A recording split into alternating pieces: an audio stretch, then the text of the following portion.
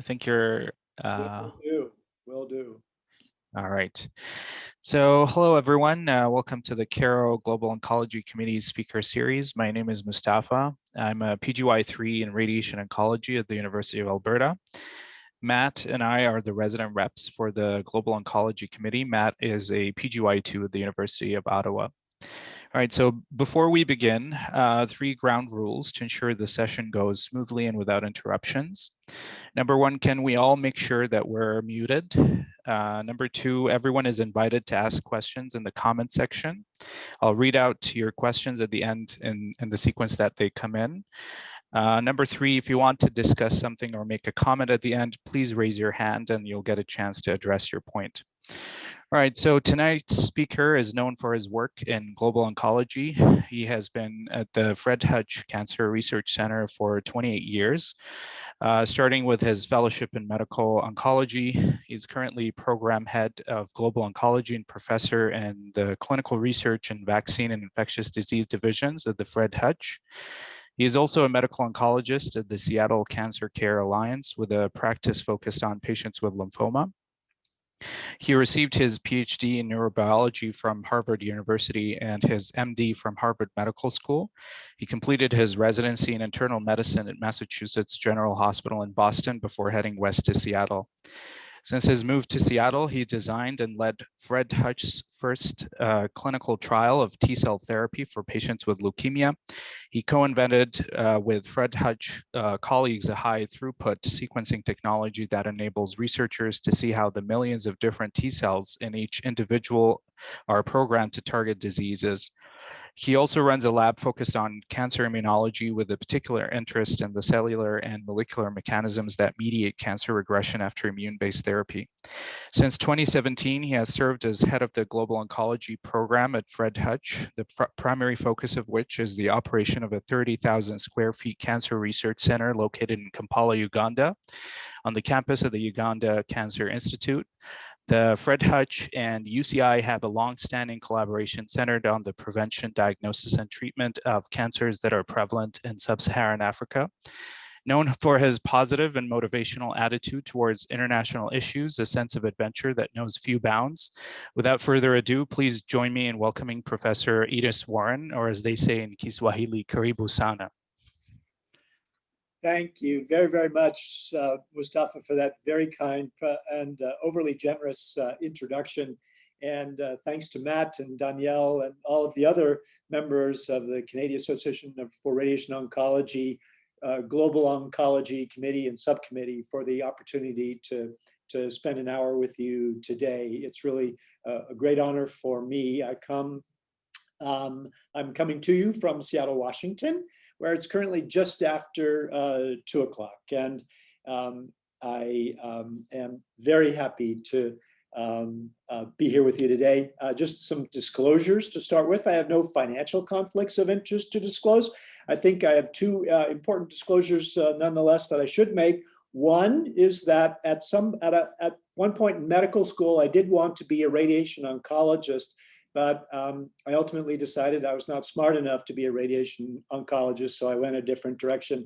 And the second disclosure is that I'm a spiritual Canadian, and when my wife and I got married many moons ago, I insisted that we had to live in a state bordering Canada, if not Canada per se. And so that's, at least in part, why we ended up in the state of Washington. So I do want to talk to you today about this research collaboration that the Fred Hutch has with the Uganda Cancer Institute in Kampala, Uganda. Talk broadly about global oncology, what we're doing there in Uganda, and then at the end, 10 or so slides about a particular kind of cancer that we study in fair depth there. To set the background, though, in this setting, I thought I would talk really about cancer as a global problem. No doubt all of you are familiar with these data, but these graphics just kind of illustrate the most common cancers by incidence and by mortality, stratified by site and age across the world. And these data come from the Global Burden of Disease Cancer Consortium, published 4 years ago. And you can see from the upper graphic that across a broad range of ages, breast is the most common incident cancer. And in the bottom graphic, that the lung cancer is, of course, the most common cause of cancer death across the world, regardless of continent, really. And I'll give you a little bit more data.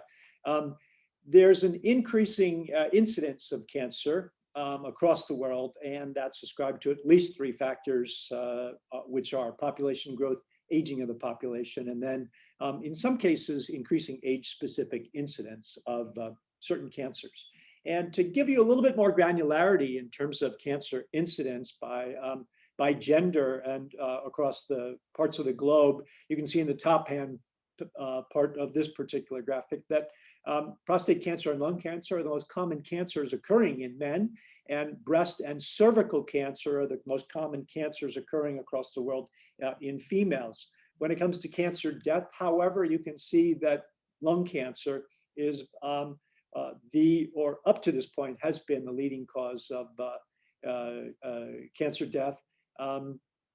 But thankfully, due to precision therapy and really advances on a number of fronts in lung cancer therapy, many of which are radiation oncology advances, the prospect is that the death rate from lung cancer will ultimately peak and really take a turn south. But across low and middle income countries, unfortunately, particularly for females, breast and cervical cancer still cause an enormous amount of cancer death. And that's obviously something that remains an incredibly important research and clinical priority for the future. Coupled with the inequity and inhomogeneity of cancer incidence and mortality across the world is enormous variation in total health expenditure per capita. So in the United States and Canada, we spend a lot of money on healthcare and far more on this side of the US-Canadian border than on the northern side. And I would really offer that I think the care per dollar and the value per dollar is better north of the border than it is south. But in most of sub-Saharan Africa, and in particular in Uganda, where our research facility in collaboration with the UCI is located, the total health expenditure per capita is less than $50. And obviously treating a disease as complicated as cancer and doing so effectively with less than $50 per person per year is an enormous challenge. One of the most important characteristics of cancers in other parts of the world that with which we may or may not be familiar in places like Canada and the US is the fact that in some countries, 30 and up to 40% of cancers are ultimately attributable to infection.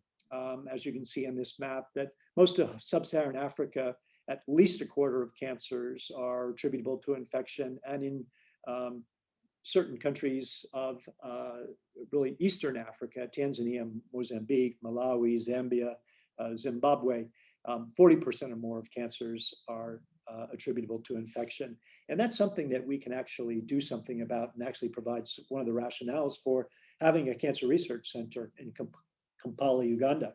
So across the board, 30% of cancers in sub-Saharan Africa are attributable to infection. The 4 most common and most important pathogens there are Helicobacter pylori, human papillomavirus, hepatitis B virus, and hepatitis C virus. And obviously for 3 of those, we have either effective vaccines or effective treatments. And I would say that as far as the natural history of Helicobacter pylori infection is concerned, we also have a way to influence meaningfully there in the natural history. And so there's all the reason in the world and all the resources and I think rationale for moving ahead on all of these fronts, which really continue to be an enormous challenge in March of 2021. Here's my rogues gallery of infectious agents causing cancer. As I talked about, there's human papillomavirus, hepatitis B, hepatitis C, and Helicobacter pylori here, which are the 4 most common, most important pathogens causing cancer.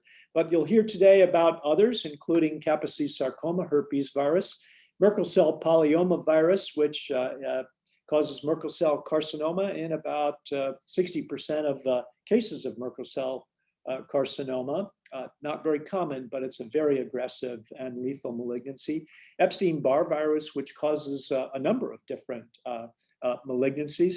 And of course, HIV, which doesn't trigger carcinogenesis per se, but predisposes to the development of a wide variety of malignancies that I will detail a bit later. And given that HIV infection is so prevalent across the world, HIV-associated malignancies are enormously important. And all of you know that there are 3 AIDS-defining malignancies: cervical cancer, non-Hodgkin lymphoma, and Kaposi sarcoma. HIV infection increases the risk of these cancers by a significant factor. For HHV-8, it's a greater than 1,000-fold increase in risk. But there are a number of other cancers that are observed at far higher frequency in HIV, in people living with HIV, than we would otherwise expect. And those include anal cancer, liver cancer, lung cancer, and Hodgkin lymphoma, among others. In the United States, among people living with AIDS, people living with HIV, excuse me, lung cancer is now actually the leading cause of death rather than infectious disease or human HIV infection per se. As I pointed out, that given that 38 or so million people across the globe are living with HIV right at the moment, the fact that HIV infection does predispose to malignancy with great efficiency is an enormous cancer problem that we have yet to really develop effective strategies for.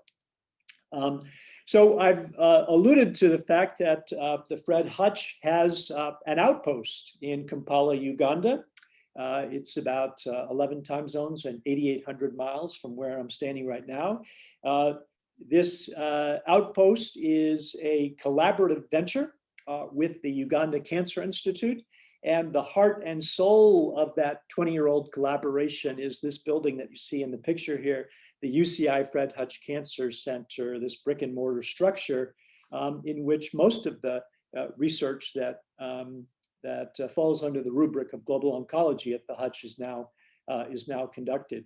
So some of you may ask, given that many of you are associated with the Global Oncology Committee for CARO, you probably already know, but why do we here at the Fred Hutch do cancer research abroad? And there are a number of reasons. One, it gives us the opportunity to study globally important cancers that are rare or uncommon in the US, particularly infection-related cancers such as pediatric Burkitt lymphoma, which is associated with EBV infection, Kaposi sarcoma, and nasopharyngeal carcinoma, which of course is highly endemic in southern China and Southeast Asia. But there's also a need for better understanding of global heterogeneity in the genetics and biology of common cancers, as well as the genomics of different populations. And I'll speak more to that in a second. This is particularly true for the very, very common malignancies of epithelial tissue, such as breast, lung, and gastrointestinal cancers, which account collectively for most cancer death across the globe.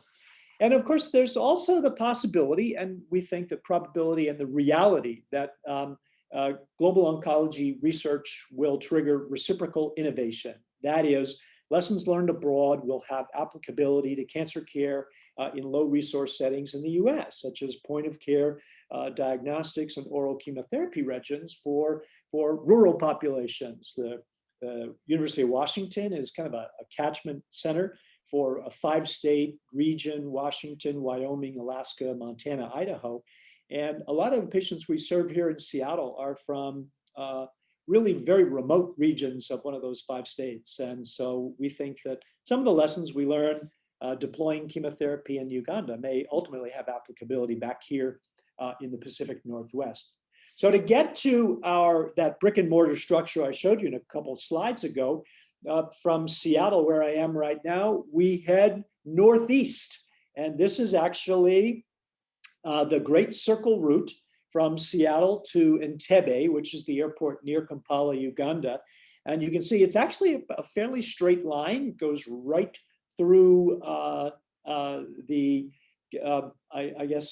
Northwest Territories and Sometimes it loops south across Hudson Bay, depending on where the jet stream is, but we go directly northeast out of Seattle, cross the southern half of Greenland, then over or around Iceland, down through Europe, across the Sahara Desert, and into East Africa. So when we travel to the UCI Fred Hutch Cancer Center, which we, at least before the pandemic, used to do with regularity, we had the unique opportunity to see the Greenland ice cap, followed hours later by the Saharan Desert, which is always very eye-opening and just shows you incredibly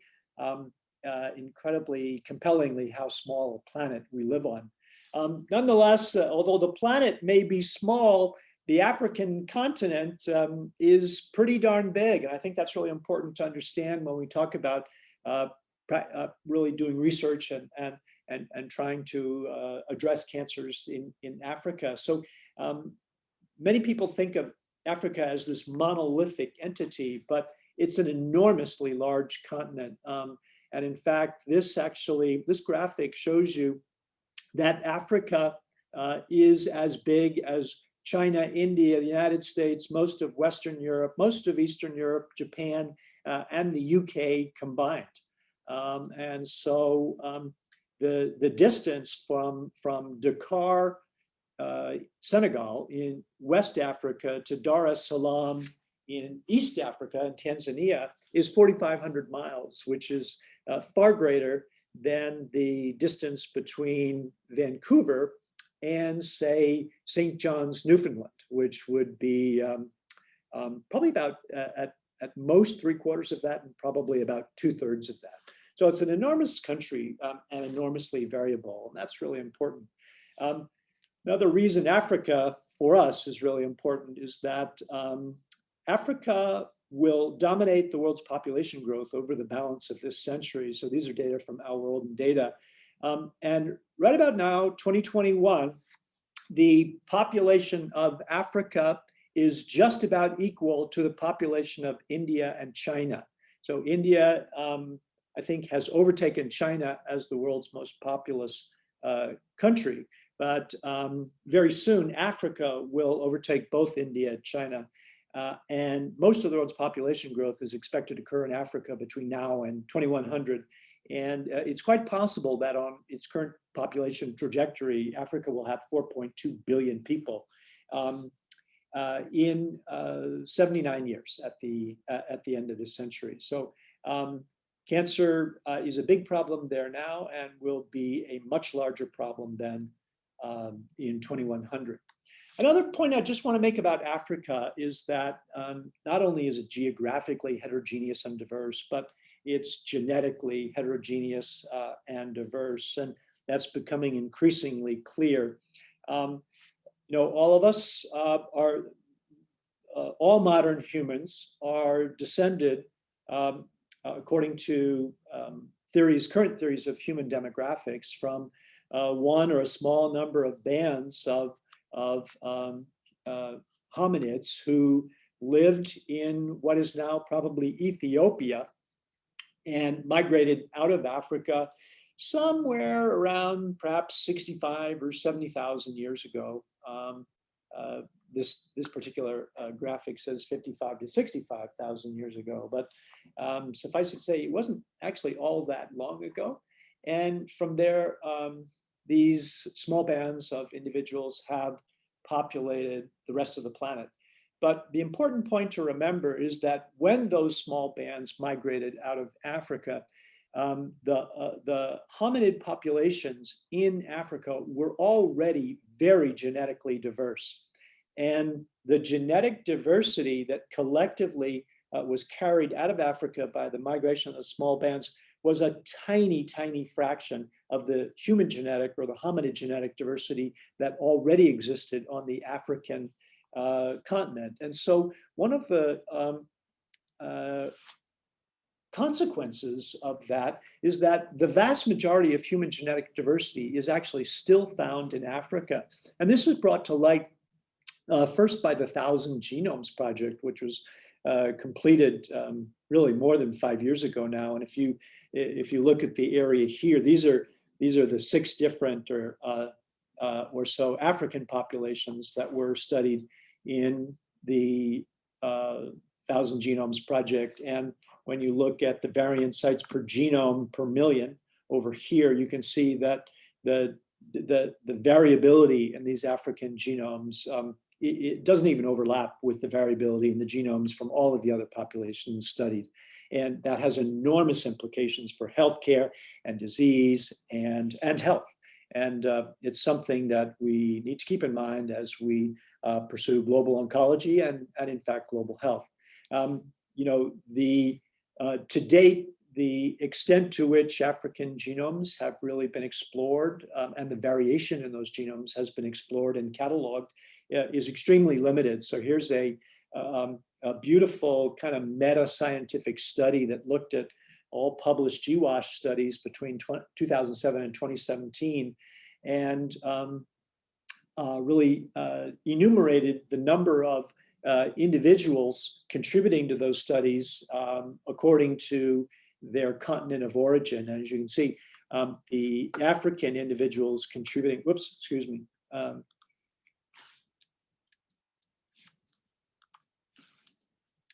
The African individuals contributing to these studies, you can hardly see actually the column graph for the African individuals. So we really, African genetic diversity is something that we haven't really explored. And when you start looking at all the GWAS studies that have been performed, this is from the same study, most of the world's GWAS studies have actually come from studies of US populations, Icelandic populations, UK populations, or Japanese populations, and very few Africans have actually contributed to those studies. So that has enormous implications for how we approach doing cancer research and in fact, health research and medical research in Africa. So Uganda is the reasonably small country by African standards in which the Hutch has built this beautiful research center. Uganda has a population of 44 million right now. That's 31st in the world. It's larger than the population of Uganda is larger than the population of California. It's growing at 3.3% annually, which is the third fastest growth rate in the world. The land area is about twice that of Pennsylvania and slightly less than Oregon. The population is 16% urban, 84% rural. Life expectancy is surprisingly good, but should be much better. GDP per capita still is extremely low in 2020, which was a bad year given the pandemic and the accompanying economic cataclysm. That rank was 174th in the world. And as I pointed out to you earlier, the healthcare expenditure per capita is less than $50 annually. 15% of the population has access to electricity and 79% has access to what we call improved water. I'll tell you what that is in just a moment. So these are some photos of rural Uganda. They're quite typical.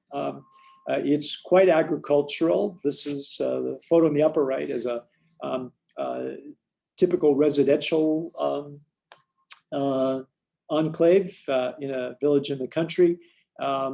The improved water sources that I talk about are illustrated in the bottom left, a pump and a well that draws all of the individuals in the community where they fill up their yellow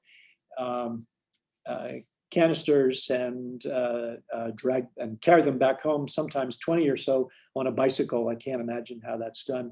And on the right, that's the type of water that still a fraction of the population uses for their potable water, and it's shared by all others for washing and so forth. And so that's important to keep in mind when we consider cancer research and cancer treatment in Uganda.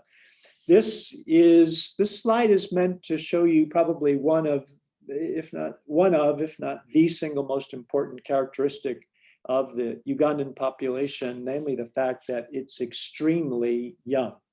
And if you look at the population pyramid for Uganda on the left and the United States on the right, you can see the overwhelming youth bulge that typifies and characterizes the Ugandan population. This is very typical for most countries in sub-Saharan Africa, and the population pyramids for most sub-Saharan African countries is could be more or less overlaid on that. But if you start counting up the numbers, you'll see that about a little bit more than 32% of the population is less than 10, and more than 86% of the population is less than 40. So it's generally a very young country, and the diseases that we see there and the cancers that we see there are the diseases of younger individuals. And so myelodysplastic syndrome, which really is a disease of older individuals, for those of you who have to deal with heme malignancies, is something we hardly ever see. But we see a lot of other cancers that are common in young people. Our partners at the UCI Fred Hutch Cancer Center are the Uganda Cancer Institute. It was founded in 1967 by the Uganda Ministry of Health in collaboration with the US National Cancer Institute. And it's directed by my colleague, Dr. Jackson Oram. Believe it or not, it was among the one of the first sites globally to utilize intravenous chemotherapy to treat disseminated cancer, namely intravenous cyclophosphamide for the treatment of pediatric Burkitt lymphoma. And the mission of the UCI is to advance comprehensive cancer care for Ugandans through research, high quality evidence-based care, education, and training. The UCI Fred Hutch Cancer Center that I showed you in a previous slide is on the campus of the Uganda Cancer Institute in a part of Kampala called Mulago Hill, up the hill from Mulago Hospital, which is the national referral hospital. It's a 25,000 square foot facility built mostly by the Fred Hutch that features outpatient clinics, labs, training facilities. There are a number of clinics that actually are physically located in this building, including the adult KS clinic, gynecologic oncology clinic, heme malignancy clinic, and the pediatric hemonc clinic. We have lots of labs. They're all up on the third floor. We have a beautiful specimen processing and biorepository. We have a molecular diagnostics lab, histopathology lab, BSL-2 lab, given that many of the specimens we have to process are from individuals with untreated HIV infection and reasonably high viral loads. We've also, believe it or not, got a genomics laboratory, and we do DNA sequencing there, and we're hoping to flesh out our capabilities in immunology in the future. The major focus really of the UCI Fred Hutch collaboration is on the training of oncology providers at many levels, physicians, nurses, and of the training of scientists. And that's why I wanted to talk about it, because I think that really speaks to the objective of this particular seminar series, and how are we really pursuing global oncology in Uganda. The cancers that we see there are kind of outlined here. This was just a histogram of the histologies of cancers seen in a 4-month period back in 2015. I have more recent data, but this was from a nice publication. The most common cancer seen there is cervical cancer in women, KS, and breast cancer are the third and the second most, respectively. And you can see from the color coding of each of these columns in the distribution that without question, across every histology, there's a fraction of patients with each type of cancer that we see that really occurs in someone living concurrently with HIV infection. And that has enormous implications for the research priorities and how we go about doing research there. I just want to tell you a little bit about some of the research we're doing. There's a significant focus on breast cancer.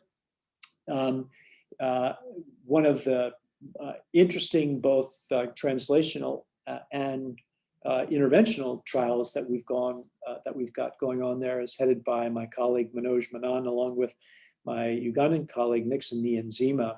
And it's really, the objectives is to define the molecular profile of breast cancer in Uganda and its clinical implications. And it's funded by a generous award from GlaxoSmithKline through the African Non-Communicable Disease Open Lab Program. And it's got 3 specific aims. One is really a a cancer genomics aim to look at the molecular portrait of women with breast cancer in Uganda.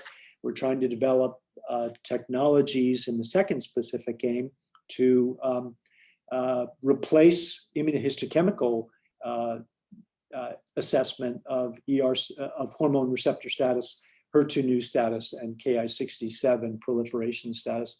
And then the third specific aim is actually a clinical trial of an all-oral chemotherapy regimen for women with locally advanced breast cancer, which, as you can imagine, is incredibly important in a country where 85% of the population lives in a rural setting, far from any cancer center or far from any really tertiary healthcare facility.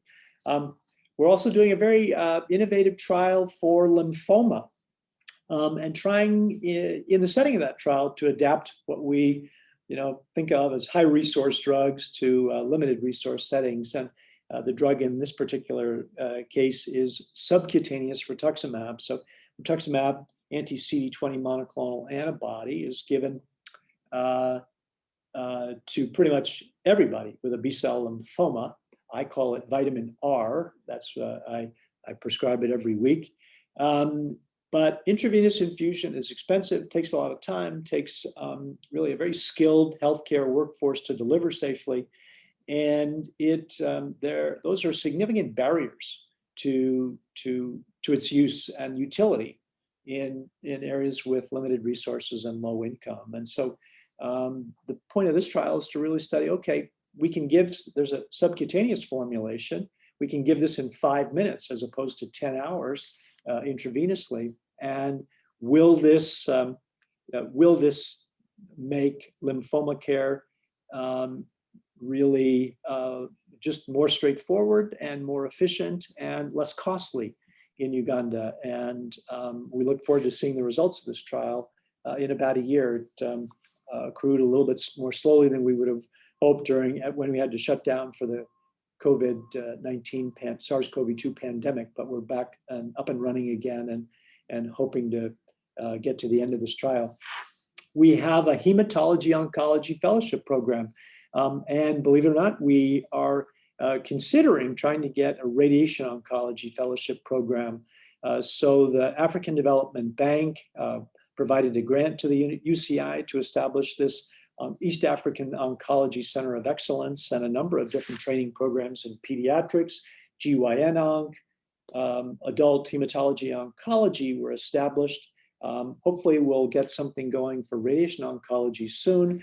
This is a picture of the first class of fellows that just graduated back in August of 2020, and our second class of fellows just matriculated back in November. And we think that this may be one of the most important legacies of our involvement in East Africa, is the training of oncology providers, both at the MD level and of course at the nursing level.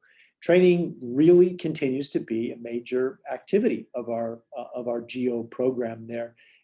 It's well funded from both NIH and other sources, and we feel it's been very successful, but obviously we've got a lot to do, and we continuously have to really pursue every opportunity to establish long-term sustainable funding and financial durability to this program. And that's something that I spend a lot of my time thinking about, but I couldn't be more dedicated to that particular goal. And we also have an oncology nursing training program. So, radiation oncologists, medical oncologists, we couldn't do what we do without superbly trained nursing staffs. And, from my point of view, medical oncologists might, like me, are a dime a dozen, but oncology nurses are worth their weight in platinum.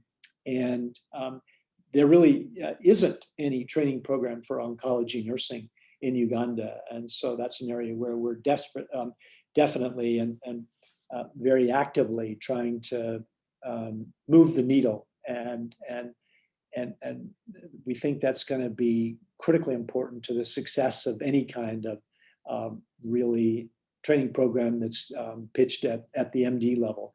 If we can't provide enough oncology nurses, we don't think that oncologists are going to make the difference by themselves. We have a number of other activities that really support clinical care. We help the UCI with molecular testing for chronic myelogenous leukemia, detecting this BCR-ABL fusion transcript, which is the hallmark biomarker for this disease. We have a medical supplies program. We have a tumor board. Every Wednesday night at 9 or 10 p.m., I log on to Zoom and interact with our heme malignancy colleagues, and we go over cases. We have a digital pathology capability. So last night from 9 to 10:30 p.m., we went over 3 cases, challenging for the heme malignancy staff there, and discussed, had the pathology reviewed in real time by our lymphoma pathologists here, the nursing oncology program I've told you about. We also are doing everything we can to expand our lab capacity there. And over the last few years, what this really comprised was the establishment of next generation sequencing. So you can't see me, but I'm about a block away from a biotech spinoff from the Hutch that very generously donated a used but still very functioning aluminum iSeq sequencer to our center.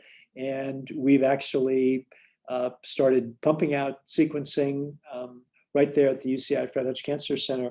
We don't do large sequencing projects. We don't really have the sequencing capacity to do things like whole exome sequencing or whole genome sequencing. We hope to expand our capacity in the future. But for now, we can do targeted sequencing of genes or gene loci, or say, for example, the T-cell receptor locus. And we're hoping that this is going to really jumpstart precision medicine there, and look forward to telling you more about that in the future down the Rhine. I just want to take 2 seconds to talk about SARS-CoV-2. The pandemic had a profound effect on our operations there. And in fact, it was a year ago today that the Fred Hutch shut down. Basically everybody except essential staff were instructed to start working from home on March 4th, 2020. That included me. And at that point, it was clear that the pandemic really would not miss any part of the globe. And so we kept our research center open for another 2 weeks.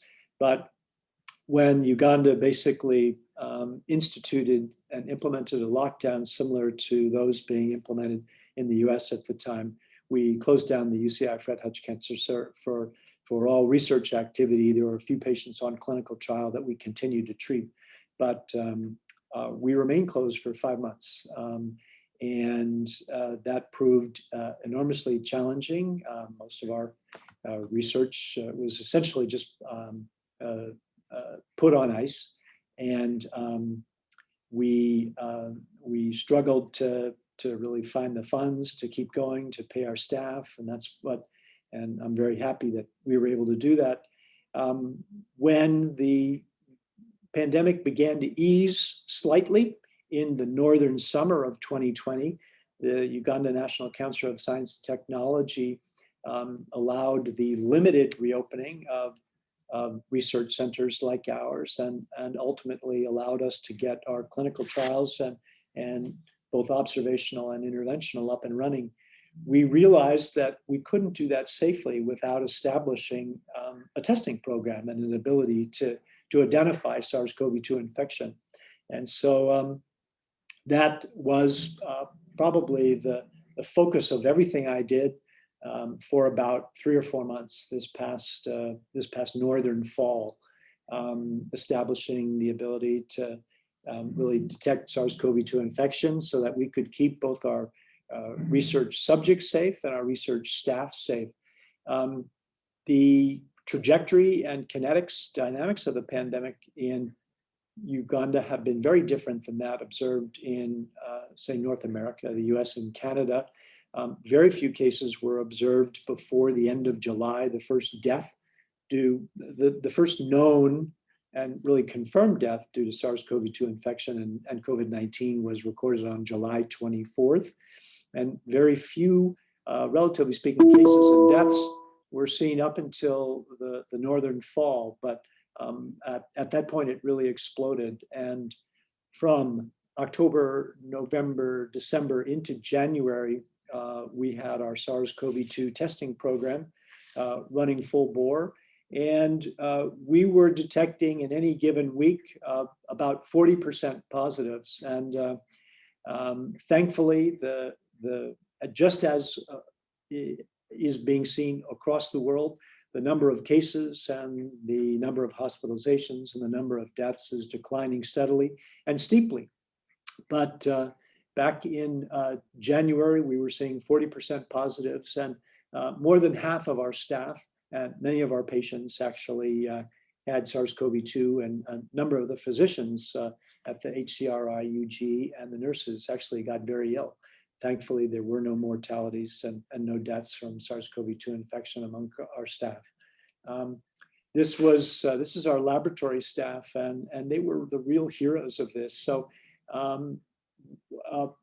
by Zoom, we taught them how to really process nasal and nasopharyngeal swabs from patients to extract the RNA, to using PCR applications to detect SARS-CoV-2. Obviously, this had to be done under biosafety conditions that they had never really learned. And so we had to teach them how to do that, how to gown and degown via Zoom. And it was a remarkable experience. But I just can't thank this group of individuals more. They did just provided yeoman service and made an invaluable contribution to getting our research back online. So just in the last few minutes, I think it's 47 minutes after the hour, I just want to talk about one of the malignancies that we see fairly commonly in Uganda. That's very uncommon in the US and Canada now, thanks to the advent of highly active antiretroviral therapy, and that's Kaposi sarcoma. So the death due to Kaposi sarcoma is disproportionately borne by sub-Saharan African countries, where infection with the causative agent, HHV8, is highly endemic. And the problem with HHV8 and KS is that we don't have any preclinical animal models. There's really no bona fide primary KS tumor cell lines. It's hard to study. Human cells are difficult to infect with HHV8. And so a lot of the research that we're doing on HHV8 and KS is really trying to develop new approaches for studying it both at the organismic, the body level, the tissue level, the cellular level, and ultimately also at the molecular level. So Kaposi sarcoma is a prototypic pathogen-associated malignancy. And in fact, it was not so long ago, 27 years ago, in fact, that in Science, a group in New York reported the identification of a herpes virus in AIDS-associated Kaposi sarcoma lesions. That herpes virus has now been formally classified as HHV8, human herpes virus 8. It is a reasonably small double-stranded DNA virus. The unique genome of which is about 140 kb, but it's got some repeats on either end of the genome that increase its size. The open reading frames that we know about are at least 88 in number, but the genome encodes a lot of microRNAs and long, ostensibly non-coding RNAs that really complicate its biology and continue to challenge us when it comes to really dissecting the pathogenesis of HHV8 infection and of KS carcinogenesis. So HHV8 is thought, HHV8 infection, like EBV, is thought to be acquired via oral inoculation. And it invades the oral mucosa, replicates there, it disseminates into the vascular compartment, causes viremia, and then ultimately, in the appropriate setting, it can infect endothelial cells and cause the characteristic tumor, which we know is Kaposi sarcoma.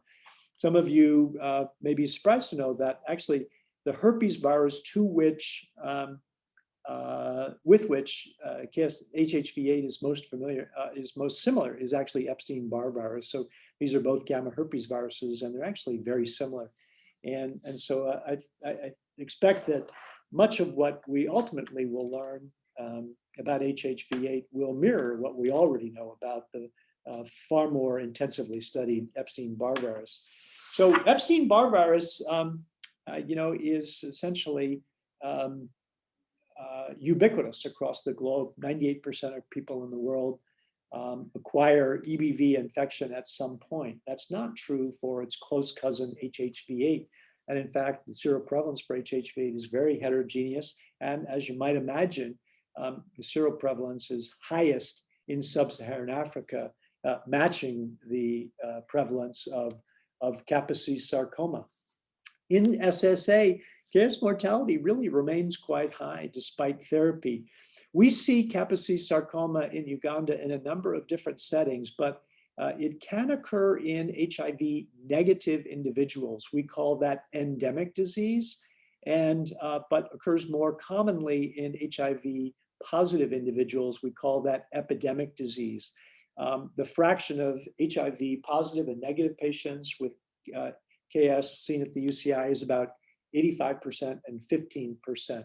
So endemic KS is really a significant issue, and we don't yet understand what makes those otherwise what we think immunocompetent individuals susceptible to the development of this malignancy that's due to a pathogen. The treatment nowadays is either bleomycin and vincristine, which is for me a medical oncologist kind of chemotherapy light, or paclitaxel, but it's far from perfect, and mortality is significant, particularly in the HIV positive population.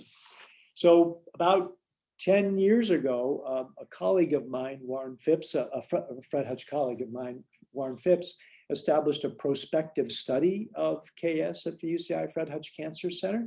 That study is described here. I'm just going to give a little bit of highlights of what we've learned from this study in the next few slides, but suffice it to say, it has provided the foundation for really expanding what we know about HHV8 infection, the pathogenesis of KS and all its molecular and cellular features.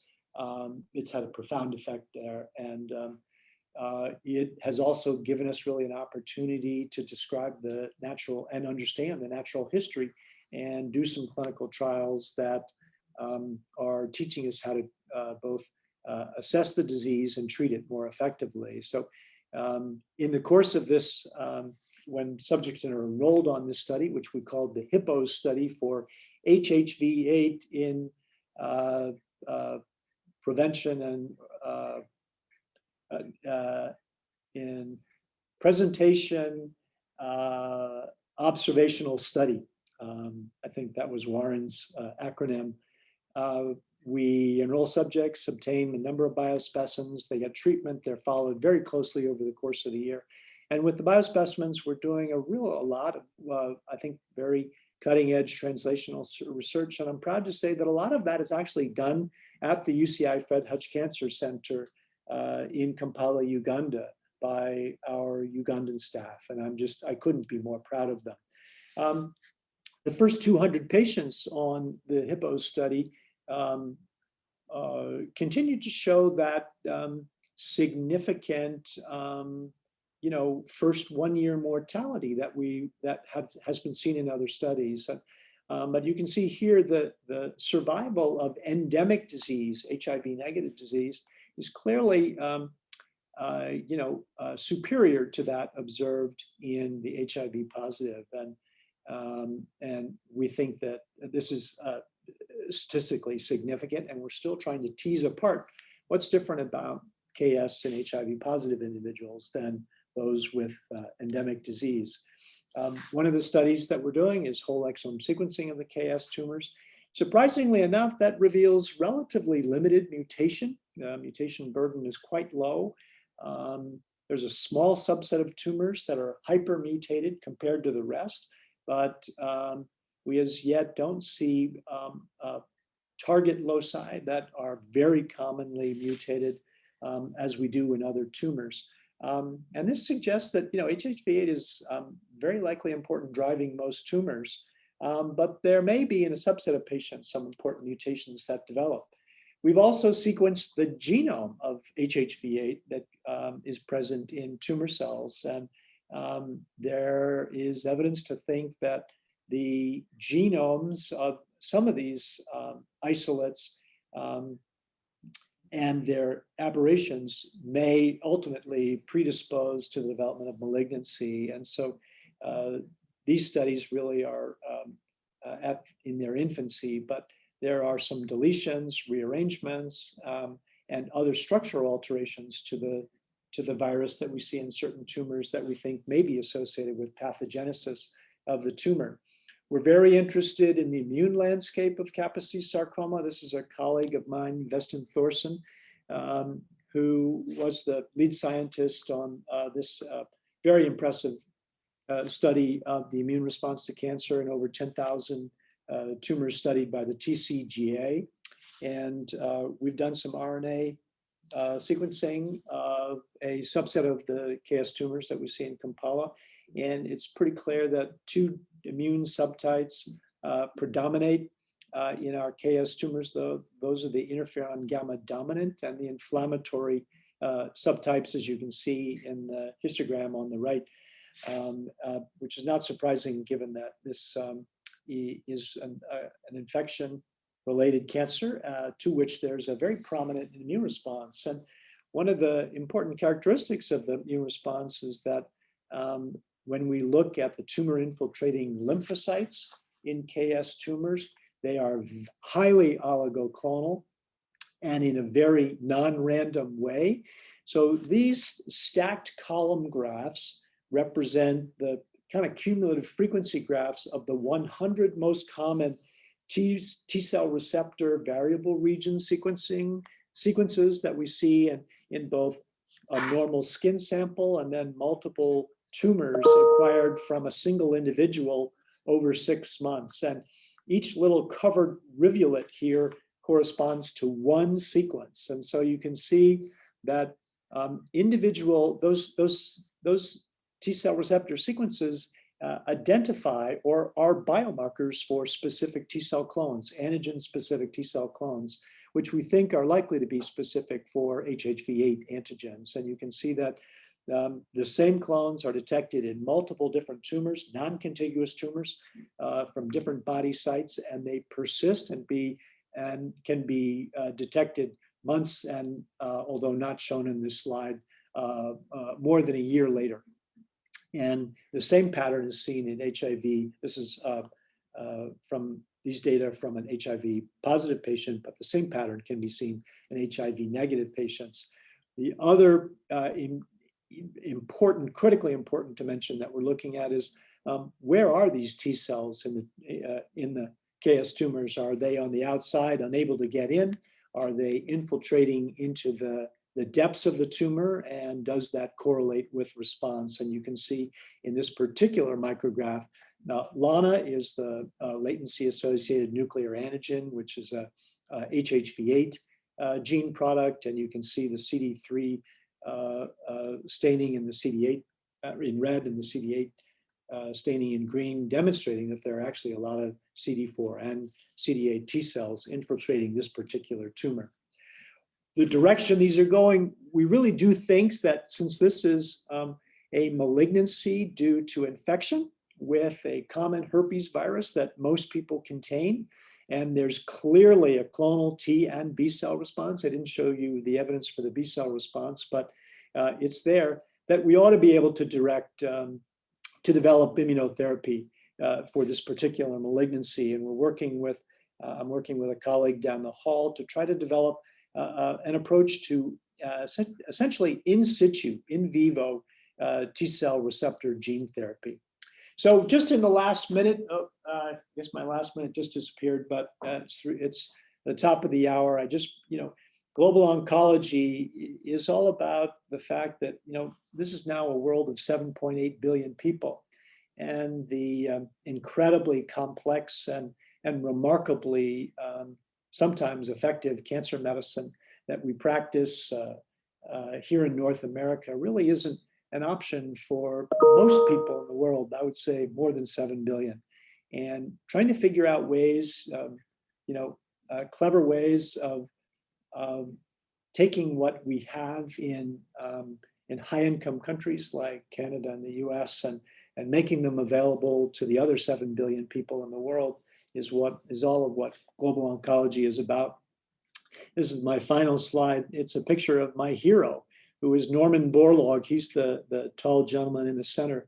He's probably the most important person of the 20th century that no one's ever heard about. So he was the father of the Green Revolution. He was an agronomist and won the Nobel Peace Prize in 1971 or so for developing high-yield, drought-resistant, pest-resistant strains of wheat that averted famine for literally hundreds of millions of people. And he was quoted as saying one day that, at this research station where he worked in Mexico, "We are going to teach you to be rebels, not with guns and daggers, but with science and technology." And I've always found that an incredibly inspiring quote. And I think it captures everything we're trying to do in global oncology at the Hutch.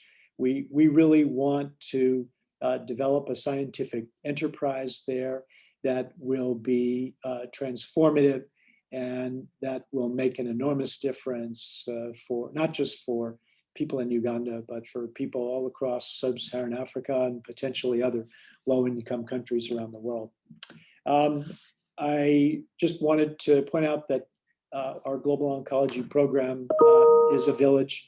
Some of these pictures capture that village. We're very lucky to have funding from a number of different sources. It's a great honor for me to be associated with the program. And it's a great honor for me to be able to spend this hour with you today. And hopefully I've been able to show a little bit about what we're up to in Uganda, and perhaps we'll have the opportunity to meet someday and discuss it in greater detail. So thanks a lot. Thank you, Dr. Warren, for the insightful and eye-opening talk. I think we have time for a couple questions.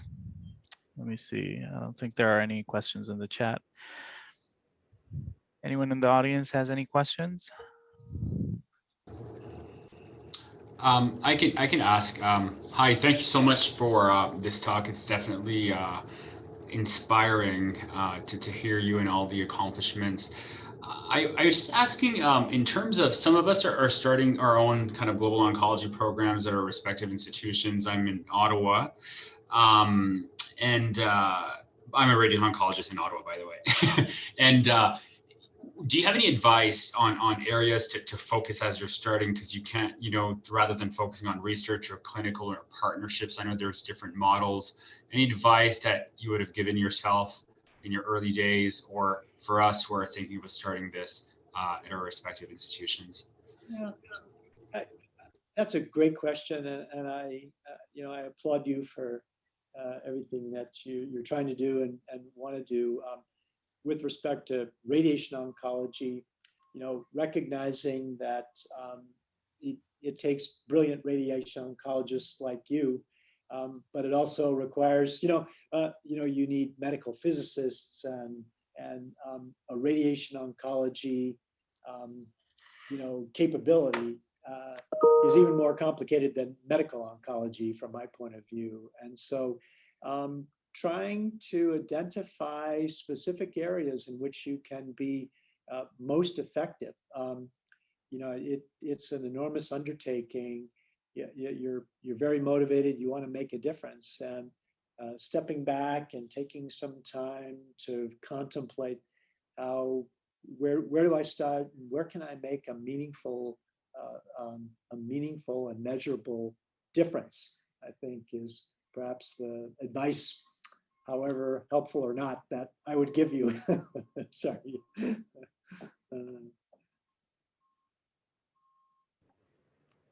That's great. Well, you know, I think just conscious of everyone's time, but this was really a terrific talk, and a big thank you first to Matt and Mustafa for organizing tonight's talk, and to you, Dr. Warren, for the really interesting presentation. It's I had no idea the scope of work that Fred Hutch had been involved in. And so I definitely learned a lot. And as a lymphoma radiation oncologist myself, I have a particular interest in a lot of what you were speaking about. So with that, I think we'll close for this evening, and the recording will be available after the fact, and happy to share that with you as well. So thank you very much. And thanks to everyone for joining tonight.